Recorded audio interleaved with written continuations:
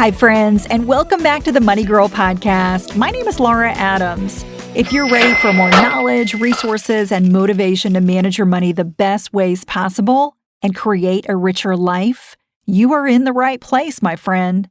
Retirement is one of my favorite financial topics because building a nest egg that you can look forward to spending in the future is challenging, and it can be a difficult goal to achieve if you don't stay focused on it.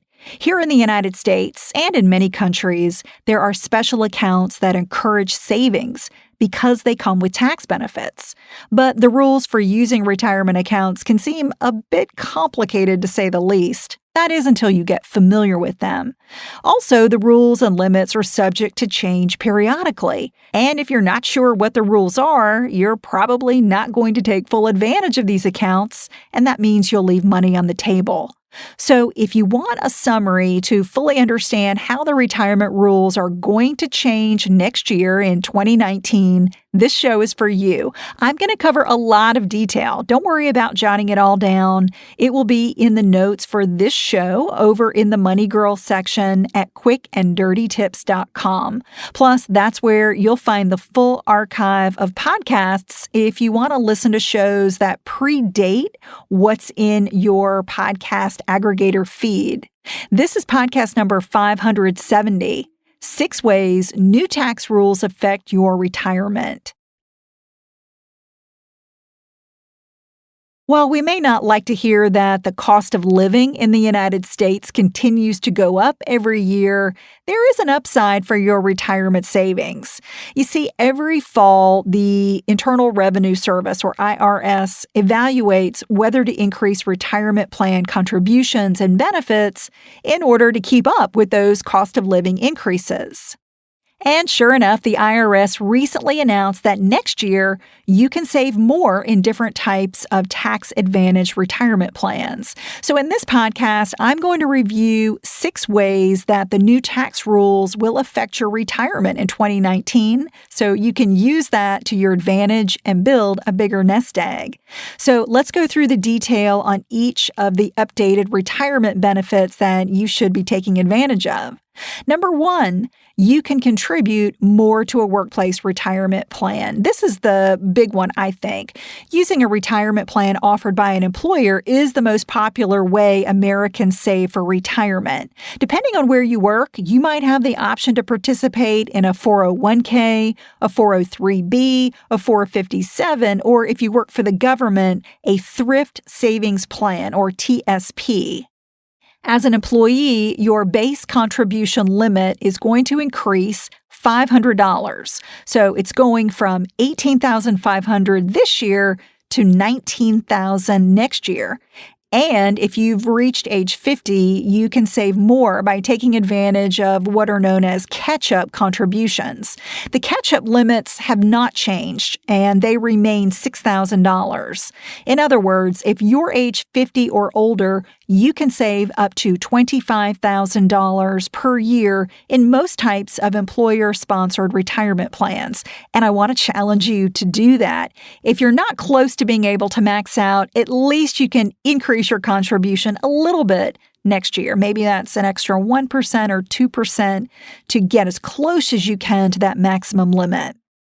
All right, the second change that's going to affect your retirement account is that your employer can contribute more retirement matching funds.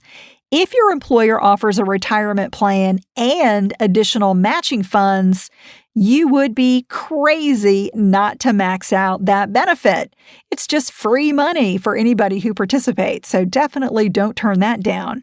However, depending on the details of your retirement plan, you need to understand that matching funds may come with a vesting schedule. Now, your contributions, the ones that you make from your paycheck, they're always fully vested. So that means if you leave the company, even after working there a day, you can take that money with you. But if you leave the company early, you could forfeit some amount of your matching funds in the retirement account if they're not fully vested. Starting in 2019, the total amount that you and your employer can contribute to a workplace retirement account is going up. It's increasing $1,000 from $55,000 this year to $56,000 next year. All right, the third change that's coming is you can contribute more to an individual retirement account. You may be thinking, well, Laura, I don't have one of these cushy retirement plans at work.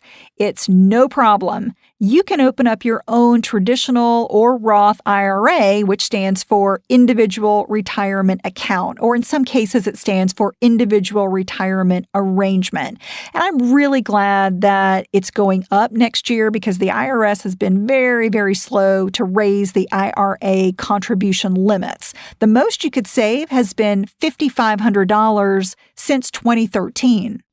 But starting next year, you can contribute $6,000 to either a traditional IRA, a Roth IRA, or a combination of the two accounts.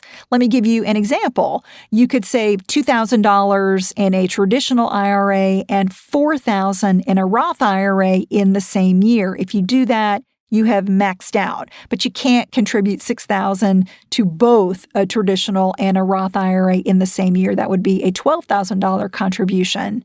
IRAs also come with a catch-up contribution limit, but it's much lower than a workplace plan. It remains $1,000. So if you've reached age 50, you can contribute a total of $7,000 to an IRA in 2019, and that's the case no matter how much you earn. All right, we're on the fourth way that your retirement will change with the new tax laws. Number 4 is you're eligible for more tax deductions with higher income. Many people don't realize that you can max out both a workplace retirement plan and an IRA in the same year. However, there is an issue that you have to be aware of, and when you or a spouse contribute to both types of accounts, the tax deduction for a traditional IRA may be reduced or eliminated depending on your income and your tax filing status. So I'm going to review the income thresholds by tax filing status. Again, this is when you contribute to both a workplace plan and a traditional IRA. For single taxpayers, the income threshold for 2019 is going up $1,000. So now it's $73,000. Next year, it's $74,000. If you earn over that amount, you cannot deduct traditional IRA contributions when you also have a plan at work. But if you earn less than $64,000, you get the full tax deduction. And when you're in the middle, that's called the phase-out range. So that's when you're earning between $64,000 and $74,000, you're allowed a reduced tax deduction. If you're married and you file taxes jointly, the income threshold has increased $2,000 from $121,000, and next year it's going to go up to $123,000. So when you earn above that amount, you don't get the full deduction. But when you earn less than $103,000, you get the full tax deduction on the traditional IRA. And again, when you're in the middle, when you're earning from $103,000 up to $123,000, you're in that phase-out range where you're allowed a reduced tax deduction. If you're married and you file separately, the income threshold is very low. When you earn up to $10,000, you're allowed a reduced tax deduction. But if you earn over $10,000, there is no deduction. Again, that's for married taxpayers who file separately. And the last category is for married taxpayers filing jointly when the contributor does not have a workplace plan, but his or her spouse does. In that case, there are also restrictions. So, for example, let's say I'm self-employed and I contribute to a traditional IRA, but my husband participates in a 401k at work. That would still subject me to certain restrictions. So in this situation, the income threshold has increased $4,000. Right now, it's $199,000, but in 2019, it's going up to $203,000. So if you earn over that amount, you cannot get the deductibility on the traditional IRA.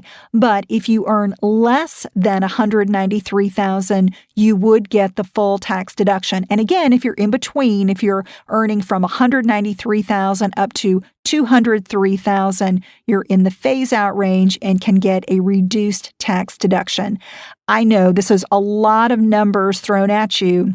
And, the key here is just to understand that the income thresholds are changing.